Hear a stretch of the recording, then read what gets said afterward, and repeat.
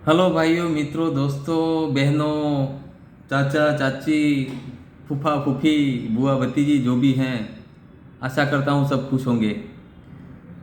और जिस तरह से टॉपिक है, मैं मुझे पता है खुश नहीं हो आप।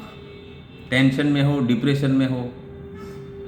पिछले वीडियो में मैंने जो अपना व्हाट्सअप नंबर दिया था, उसके बाद 2 दिन में जो व्हाट्सअप की हालत है मेरी, मुझे पता था कि दुनिया में ये डिफ़ॉल्ट होने के बाद जो रिकवरी एजेंट और जो कॉलिंग से जो लोग परेशान हैं, बहुत दर्द भरा पड़ा है।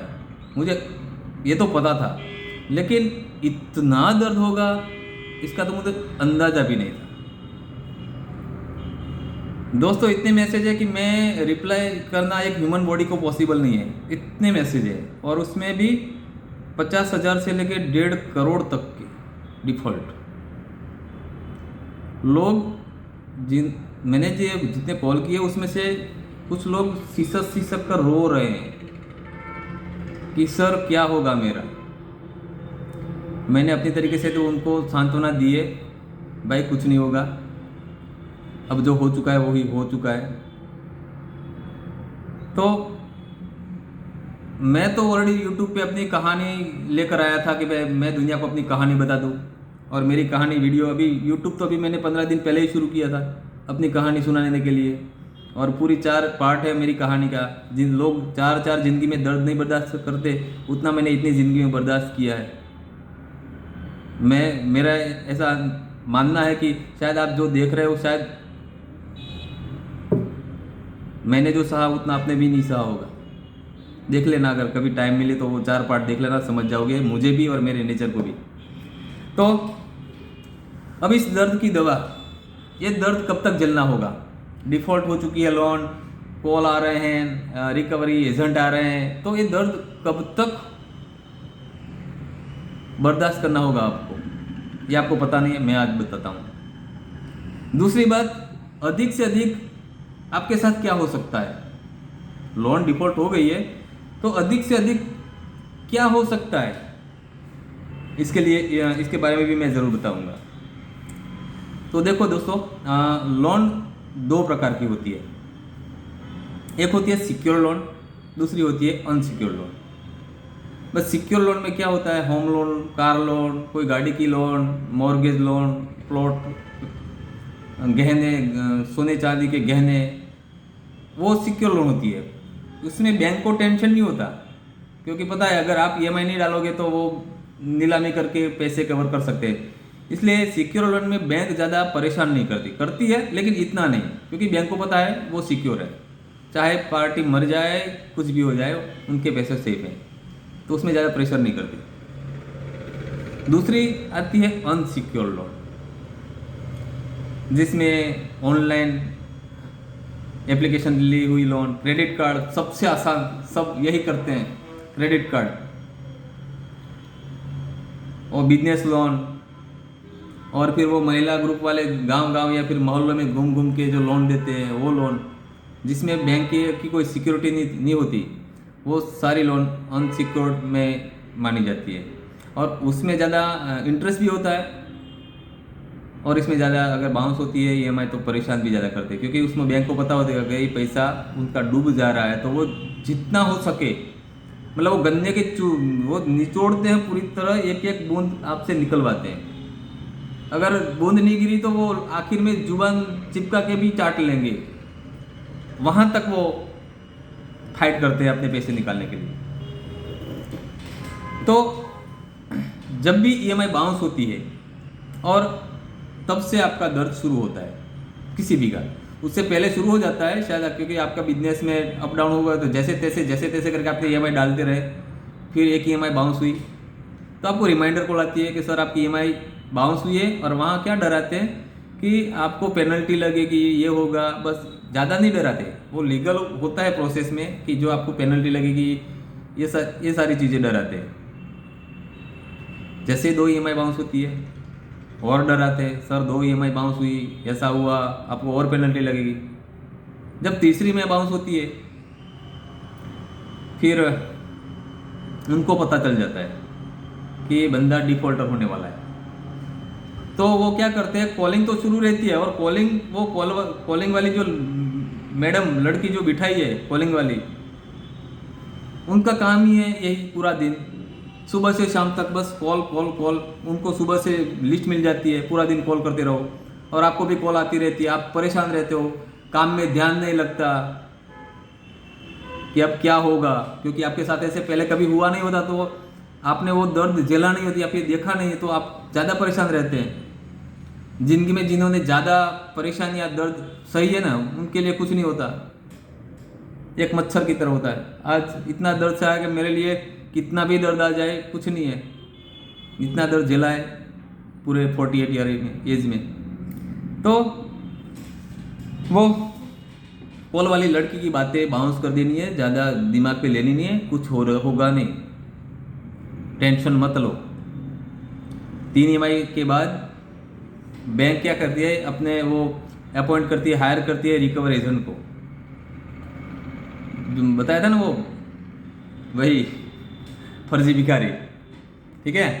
तो उनको हायर करती हैं, और पहले वो रिकवरी एजेंट क्या करते हैं, कॉल करेंगे आपको। देखिए दर्द कब तक सहना पड़ेगा, 2 रास्ते हैं आपके पास, लॉन्ग टर्म का भी एक दर्द है और एक शॉर्ट टर्म में भी ख़त्म कर सकते हो। तो मैं पहले अभी लॉन्ग टर्म वाला बता रहा हूँ, शॉर्ट टर्म वाला बाद में बताता हूँ इसके बाद।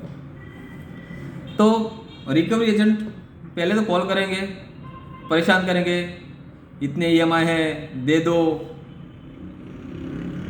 ऐसे भी बोलते हैं 8-10 लोग आएंगे गाड़ी लेकर, उठा ले जाएंगे, आपको पुलिस उठा लेगी।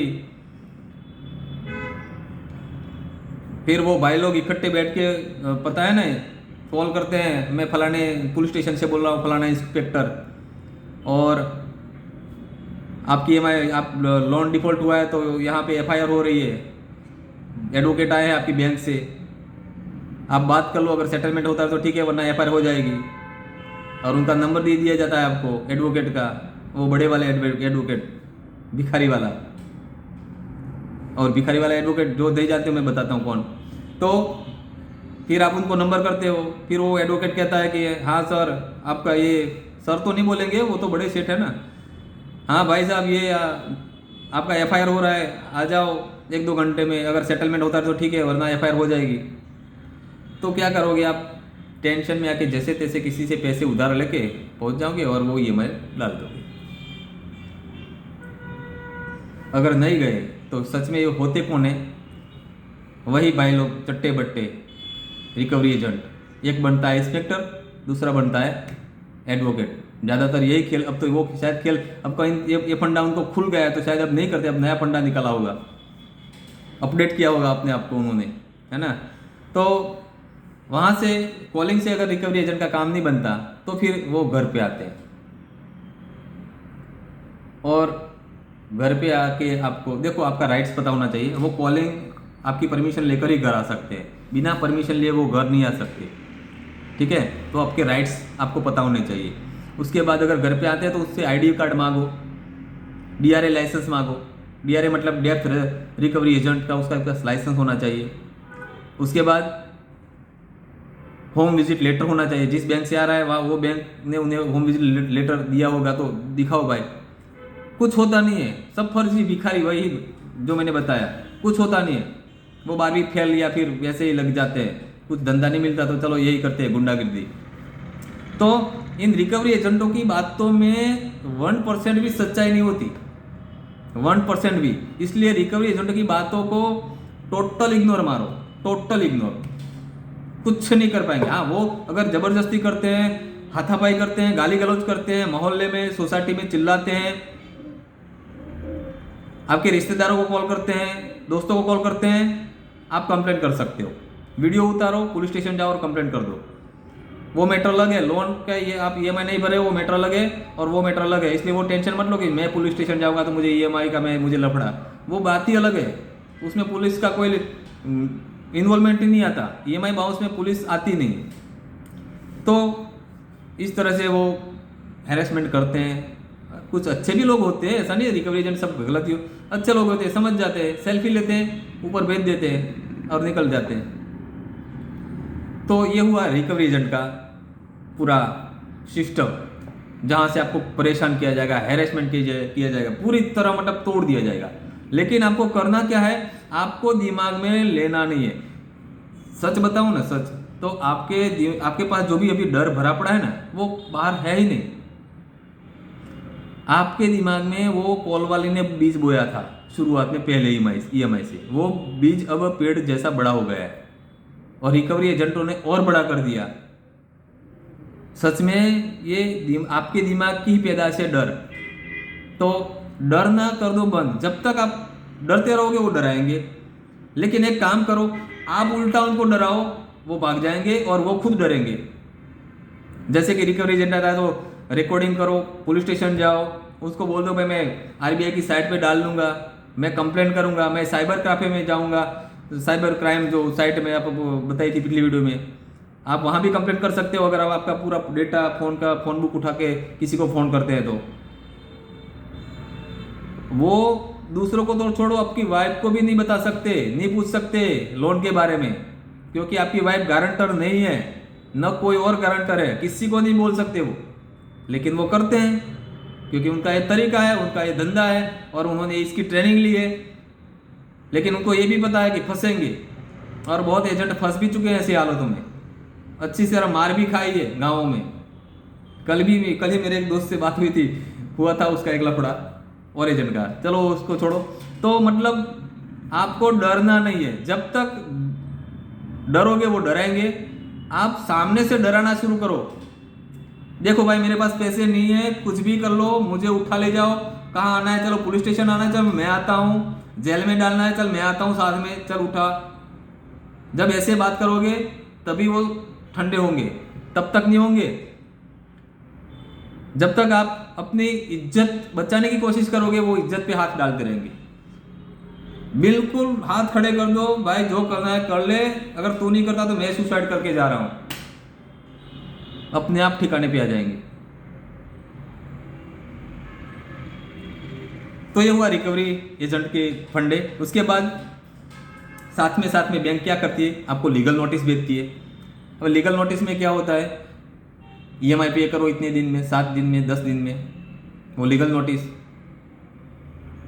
और लीगल नोटिस में फिर ये भी लिखते हैं आपके पे 420 की लग जाएगी, 419 लग जाएगी। अब 420 419 चली गई भाई, वो आईपीसी इंडियन पिनल कोड वो भूतकाल हो चुका।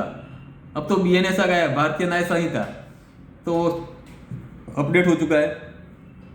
तो डिमांड नोटिस, उसके बाद डिमांड नोटिस आएगी कि अब मुझे हमें ईएमआई नहीं चाहिए, हमें तो पूरा अमाउंट चाहिए। अबे भाई अगर पूरा अमाउंट होता तो ईएमआई थोड़ी बाउंस होती है ना। तो ये उनकी प्रोसेस है, और ये पूरे सिक्का विक्का लगा के वो एडवोकेट उनका हायर किया होता है, कोर्ट से नोटिस नहीं आती वो, तो वो भी टेंशन लेना ज़्यादा नहीं है। उसके बाद आर्बिट्रेशन की नोटिस आती है, और आर्बिट्रेशन में क्या होता है, वो रिटायर जज या ऐसे बड़े लेवल के कोई रिटायर होते हैं, उसको वो मीडिएटर की तरह काम करते हैं, आर्बिट्रेटर तक की तरह। और आपको इनका रिप्लाई देना है। रिप्लाई देने के लिए आप किसी एडवोकेट से लिखावट कर सकते हो कि भाई ये आर्बिट्रेशन की नोटिस आई है, उसमें क्या रिपोर्ट कर सकते हैं वापस। क्योंकि आर्बिट्रेशन ऐसा नहीं है कि बैंक आर्बिट्रेटर चुना है बैंक ने, लेकिन यहाँ आप भी चुन सकते हो आर्बिट्रेटर को। और आर्बिट्रेटर अगर किसी और स्टेट में है, किसी और डिस्ट्रिक्ट में है, तो आप उसको नामंजूर कर दो कि भाई मुझे ये मंजूर नहीं है, आप वापस रिप्लाई कर सकते हो। तो ये किसी एडवोकेट के साथ मिलके बात करके आर्बिट्रेशन के रिप्लाई कर सकते हो। आखिर में क्या होगा, फिर भी बताओ, कुछ नहीं होगा लास्ट में भी। आखिर में वो लोक अदालत में जाएंगे, वहाँ पे केस आपका दायर किया जाएगा। और लोक अदालत में होगा क्या, देखो बैंक जहाँ भी जाएगी जो भी होगा वो न्यूट्रल होगा। ऐसा नहीं कि बैंक का ही पक्ष लेंगे, आपका पक्ष कोई लेगा नहीं, ऐसा नहीं है। लोक अदालत में आपका भी पक्ष लिया जाएगा, आपको पूछा जाएगा कि भाई ईएमआई क्यों नहीं पे कर पा रहे हो, क्या हुआ, पूरी मतलब आपकी वेरीफाई की जाएगी, पूछा जाएगा। ऐसे जेल में नहीं डाल देंगे। फिर पूछेंगे तो कब तक होगा। तो आप देखो, दुनिया में ऐसा कोई भी इंसान नहीं है जो बता सके कि मेरे पास कब तक पैसे, किस टाइम पे इतने पैसे आएंगे, कोई नहीं है। तो आप भी नहीं बता सकते कब तक आएंगे। तो सर बोलो मेरे पास अभी कोई बिजनेस ही नहीं है, सब कोलैप्स हो चुका है, न पैसे हैं, मैं अभी जितना कमा रहा हूँ उसमें मेरे घर की 2 वक्त की रोटी चल रही है। अगर रियल में आप डिफॉल्टर हुए हो तो झूठ मूठ के डिफॉल्टर मत होना। झूठ मूठ के डिफॉल्टर हुए तो पकड़े जाओगे आगे जाके, ये भी पक्का है। इसलिए ये मत सोचना कि मैं ईएमआई ना भरूँ और मेरा चल जाएगा। ये भी अगर आप ईएमआई पेड करने के लिए लायक हो, भर सकते हो तो भरते रहो, क्यों डिफॉल्टर बनना है भाई। लेकिन ये रियल डिफॉल्टर की बात है। तो उसके बाद वहाँ पे लोक अदालत में जज साहब कहते हैं सेटलमेंट कर लो। अब सेटलमेंट 2 तरह के होते हैं। एक सेटलमेंट होता है टाइम का, कि अगर आपको 1 साल का टाइम दिया जाएगा तब तक कुछ नहीं मांगा जाएगा, तो 1 साल के बाद फिर से ईएमआई स्टार्ट हो जाएंगी, और 1 साल में जो पीरियड है उस पर इंटरेस्ट बैंक लेगी अलग से। तो इस तरह से सेटलमेंट होगा। दूसरा सेटलमेंट होता है कि मान लीजिए आपकी 5 लाख लोन बची है, तो आपको 2.5 लाख या 2 लाख में सेटलमेंट कराएंगे। अब 2.5 लाख 2 लाख अगर आप इकट्ठे कहीं से उधारी से करके ले सकते हो तो वहाँ सेटलमेंट हो सकता है। ऐसा नहीं है कि वहाँ सेटलमेंट किया तो वहीं के वहीं 2.5 लाख देने हैं, उसके लिए भी आपको टाइम दिया जाएगा 3 महीना 6 महीना। अगर आपके पास कोई प्रॉपर्टी है वो बेच के भी आप सेटलमेंट करने के लिए टाइम ले सकते हो कि सर मेरी ये प्रॉपर्टी है, मैं 3 4 6 महीने लगेंगे, बेच के फिर मैं ये सेटलमेंट की 2.5 लाख 2 लाख जो भी। अब इस सेटलमेंट में भी पता है 20% भी, लास्ट में 20% तक ही सेटलमेंट होती है। अरे लास्ट में 1 रुपये तक की भी सेटलमेंट होती है। वो डिपेंड करता है आपका केस किस तरह का है, आपकी पोजीशन कहाँ पे है, आपकी फाइनेंशियल क्या स्ट्रेंथ है, उस पर वो बैंक भी डिसीजन लेती है कि इनके पास से इतने पैसे तो निकल जाएंगे, है ना। तो डरना नहीं है। लोक अदालत में भी लास्ट में 2 ही रास्ते हैं, मैंने वो लास्ट वीडियो में बताया, समझौता, सेटलमेंट के सिवाय कोई चारा नहीं है। ना आपको जेल में डाल देंगे, आप कहोगे भाई मैं 1 साल के बाद भी मेरे पास पैसे नहीं है और सेटलमेंट भी पॉसिबल नहीं है तो इसको जेल में डाल दो, ऐसा भी नहीं होगा। अगर ऐसे डिफॉल्टर को जेल में डाल देंगे तो पूरे भारत में जितने कैदी हैं वो सबको बाहर निकालो, फिर डिफॉल्टर को डालो ना, तो भी जेल कम पड़ जाएंगी। अरे पूरा स्टेट बसा लो डिफॉल्टरों का, इतने डिफॉल्टर हैं, टेंशन मत लो। आप अकेले नहीं हो कि चलो यार दुनिया में मैं ही ऐसा हूँ जो इतना बोझ लेके घूम रहा हूँ। आप अकेले दिमाग में बोझ लेके घूम रहे हो, इतना है नहीं जितना आप सोच रहे हो। कोई क्राइम नहीं है, डिफॉल्टर होना क्राइम नहीं है। ना आपको फोन उठा रहे हो किसी वो रिकवरी एजेंट का या फिर वो कॉल वाली का नहीं उठा रहे हो, कोई क्राइम नहीं है। वो तो समय ने आपको इसी हालत में पहुंचा दिया है, वरना आपका इंटेंस ऐसा नहीं था। किसी का इंटेंस नहीं होता कि भाई मैं डिफॉल्टर लोन उठाऊं डिफॉल्टर बनूं। हाँ कुछ लोग होते हैं 4-5 बैंकों से पैसे उठाते हैं और एक भी ईएमआई नहीं डालते, उसको 420 की लगती भी है और जेल जाते भी हैं। लेकिन वो पता चल जाता है कोर्ट को भी कि एक साथ इतने लोन उठाए 4-5 बैंक से और एक भी ईएमआई नहीं डाली, तो वहाँ पता चल जाता है भाई एक भी नहीं डाली, तो समझ में आ जाता है कि टोटल फ्रॉड करने का ही इंटेंस था इनका, तो फिर वो जेल होती है। और मैं मानता हूँ ऐसा बहुत, वो अभी नटवरलाल तो है नहीं भारत में, अब आप में से कोई नहीं होगा मैं मानता हूँ, है ना। तो ये हुई थोड़ी लंबी प्रोसेस दर्द की, और ये दर्द कम से कम 1 से 1.5 साल तक ये प्रोसेस चलेगी जो मैंने बताई। Recovery call, recovery agent, notice की प्रोसेस, उसके बाद आपकी जो लोक अदालत, और फिर वो पूरा सेटलमेंट का प्रोसेस, 1 से 1.5 साल तक ये प्रोसेस चलेगी। अब इतना देख लो आप अपने हिसाब से, पॉसिबल है तो ये पूरी प्रोसेस चलेगी। अब दूसरा रास्ता भाई मैं बताता हूँ, अगर चलो 1 महीने या 2 महीने में ही या टेंशन खत्म करनी अब नहीं बर्दाश्त हो रहा, तो सीधा जाओ बैंक,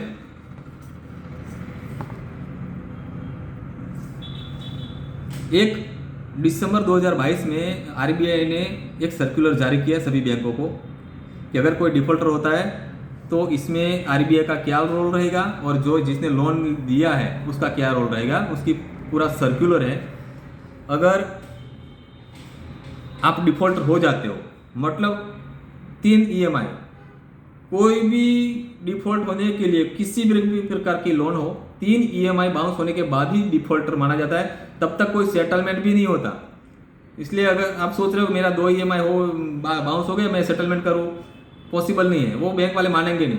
3 EMI बाउंस के बाद ही सब ये सारी प्रोसेस शुरू होगी। अगर आपको पता चल जाता है, सबको पता चल जाता है, अगर आप डिफॉल्टर होने वाले हो, एक EMI डाल दिया अभी लास्ट महीने डाला था, इस महीने नहीं डाल पा रहे हो और आपको पता मतलब समझ में आ जाता है कि आने वाले समय में मैं नहीं भर पाऊँगा, तो बाकी EMI छोड़ ही दो। अगर आपको पक्का पता है कि मैं डिफ़ॉल्ट होने वाला हूँ तो EMI भरना कोई फ़ायदा नहीं है, तो फिर छोड़ ही दो, डिफ़ॉल्ट होने दो, 3 महीना निकाल दो। लेकिन अगर आप सच में कुछ भी करके मतलब जैसे तैसे करके अपने परिवार चलाते चलाते EMI मेंटेन कर पाओगे, चाहे 1 महीने नहीं किया तो दूसरे महीने डाल के, या फिर ऐसे करते चलता रहेगा, तो फिर डिफ़ॉल्टर जबरदस्ती नहीं बनना है। जबरदस्ती बनोगे तो कुछ फ़ायदा नहीं है, आगे जाके भी वही सेटलमेंट भी नहीं होगी, पूरा का पूरा अमाउंट इंटरेस्ट के साथ देना होगा। तो जानबूझ के भी डिफ़ॉल्टर ना बने, है ना। तो अब दूसरा रास्ता दिखाते हैं कि जो 2022 में सर्कुलर जारी किया था, उसमें क्या है कि अगर आपके पास अब कोई चारा नहीं है, कोई इनकम का कोई संसाधन नहीं है, आप केवल घर परिवार चला रहे हो, तो आप सीधे जाओ बैंक में, मैनेजर के टेबल के सामने बैठो, बोलो कि सर मेरे पास अब कोई चारा नहीं है, मैं आज तक EMI डालता रहा जैसे तैसे तोड़ मरोड़ के, लेकिन अब पॉसिबल नहीं है, ना मेरे पास कोई ऐसी इनकम है, न अभी कोई ऐसा कुछ मेरा पास धंधा है, तो अब पॉसिबल नहीं है। अब या तो मुझे टाइम बढ़ा दो या तो मुझे सेटलमेंट दो। मना करेगी मैनेजर, क्योंकि उनकी जिम्मेदारी है जितना हो सके पूरा निकालना। वो मैंने कहा ना, गन्ने के जूस की तरह। तो सर अगर आपको सेटलमेंट भी नहीं करनी है और कुछ नहीं करना है, तो मेरे पास मरने के सिवा कोई चारा नहीं है। अगर एक काम करो, आप ड्यू टू लीगल प्रोसेस शुरू कर दो, मेरे पास से 1 रुपया अब निकलने वाला नहीं है। ड्यू टू लीगल प्रोसेस, अगर मुझे जेल हो जाएगी तो जेल हो जाने दो, जो सजा मिलेगी मैं भुगतने के लिए तैयार हूँ। साफ साफ बोल दो। मैंने कहा जुबान लंबी कर दो, लोन लेने के लिए हाथ लंबे किए थे ना, तो वो अब जुबान लंबी करो, क्योंकि इस दुनिया में अब एक ही इंसान है जो आपको बचा सकता है, वो आप है खुद, और वो आपकी है जुबान। तो जुबान से ही बोलना पड़ेगा, डर भगा के बेबाक बेधड़क बोलो, क्योंकि अब लास्ट आ चुका है, तो अब जुबान चला ही लो भाई, क्यों डर रहे हो। तो इस तरह से क्या होगा, फिर बैंक सच में, बैंक को लगेगा कि सच में दिवालिया हो ही चुका है या फिर डिफॉल्टर हो चुके हैं, तो वो बैंक RBI को नोटिस करेगी, मतलब रिपोर्ट करेगी कि ये नाम का व्यक्ति, और आपका पूरा जो डेटा है वो RBI को भेजेगी। फिर RBI वेरीफाई करने के लिए आपके घर आएगी। वो RBI नहीं आती, RBI के थ्रू थर्ड पार्टी आती है वेरिफिकेशन की पूरी कमेटी, कि सच में ये व्यक्ति डिफॉल्ट हो चुके हैं, इसके पास कुछ नहीं है, उसके पास आवक का कोई इनकम साधन नहीं है। तो सब वेरिफिकेशन होने के बाद RBI फिर आपकी बैंक को नोटिस करेगी, रिपोर्ट करेगी कि सर यस ये डिफॉल्ट हो चुके हैं। फिर वो आपकी बैंक वाला मैनेजर मानेगा कि आइए सर आपको बुलाएंगे, आइए बोलो बैठ के सेटलमेंट करते हैं, तब जाके सेटलमेंट हो जाएगा। और वहाँ मैनेजर के पास बैठ जाने से 3 महीने के बाद, डिफॉल्ट होने के बाद, उसके बाद ना आपको कॉल की टेंशन, क्योंकि फिर आपको सिस्टम से निकाल दिया जाएगा, कॉल नहीं आएगी, ना रिकवरी एजेंट का वो खर्चा करेंगे, कोई रिकवरी एजेंट नहीं आएगा, ना वो साली वो नोटिस, डिमांड नोटिस या लीगल नोटिस या आर्बिट्रेशन नोटिस वाला फंडा भी खत्म। तो ये सारे बीच से मतलब निकल जाओगे, तो वो दर्द आपको वहाँ पे कम हो सकता है। और जब वो RBI नोटिस देगी वो तब तक टाइम भी आपको मिल सकता है।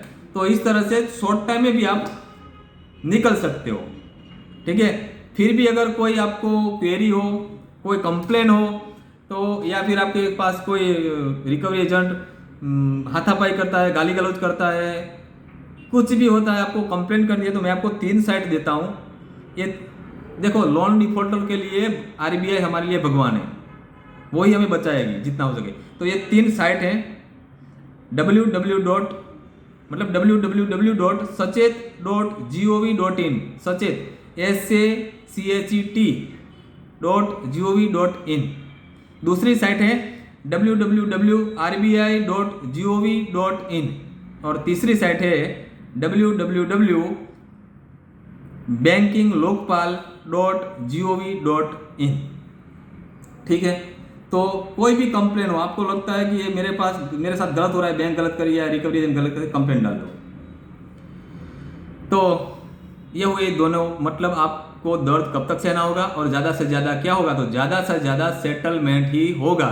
न इसमें कोई फांसी है, न उसमें कोई आपकी जेल है। ठीक है, तो टेंशन भगा दो, हटा दो, हल्के हो जाओ, जो भी टेंशन आपके दिमाग में है। ठीक है, ओ भाई कालिया तेरा क्या होगा, है ना जी हुजूर, नमक खाया है गोली भी खाएंगे। नहीं, वो गोली खाने वाला जमाना 1975 वाला था। अब गोली खाएंगे नहीं, अब गोली कैप्सूल खिलाएंगे, खिलाएंगे नहीं, निगलवाएंगे। किसको? कोलवाली को, रिकवरी एजेंट को और बैंक मैनेजर को। और जो भी हैं, जो भी रिकवर करने के लिए जो भी आते हैं, उनको वो बड़ी वाली कैप्सूल निगलाओ। नहीं निकलते तो ठूस ठूस के निगलाओ, क्योंकि आपके पास कोई रास्ता नहीं है। बड़ी बड़ी कैप्सूल ही निगलवानी पड़ेगी उनको, तब जाके वो मानेंगे। इसलिए मैंने बताया ना कि आपकी जुबान सबसे लंबी करनी पड़ेगी, बेबाक बोलना पड़ेगा, तब जाके ये पॉसिबल है। कुछ नहीं होगा, कुछ भी नहीं होगा। मैं आपको बताऊं, 1-2 साल बाद वही खुशहाल जिंदगी आपके चरणों में होगी। बस जैसे तैसे 1 या 2 साल निकाल दो, किसी भी हालत में कुछ भी करके 2 साल बाद वही जिंदगी, खुशहाल वाली जिंदगी आपके कदमों में होगी। ये मेरा भरोसा है, क्योंकि ऐसा ही होता है। ज़्यादातर डिफॉल्टर, ये डिप्रेशन का टाइम है, वही निकालना पड़ता है, अपने आप सब ठीक हो जाता है। और तो क्या कर सकता हूँ मैं आपके लिए? यहाँ बैठे बैठे मैं दुआ ही कर सकता हूँ, है ना। वही, ओ पालनहारे निर्गुण और न्यारे, तुमरे बिना हमारा कौन नाही। हमारी उलझन सुलझाओ भगवन, तुमरे बिना हमारा कौन नाही। उठिए, मुस्कुराइए, इस भजन को गुनगुनाइए और अपने काम पे लग जाइए। कुछ नहीं होगा, कुछ भी नहीं होगा, टेंशन मत लो। वंदे मातरम।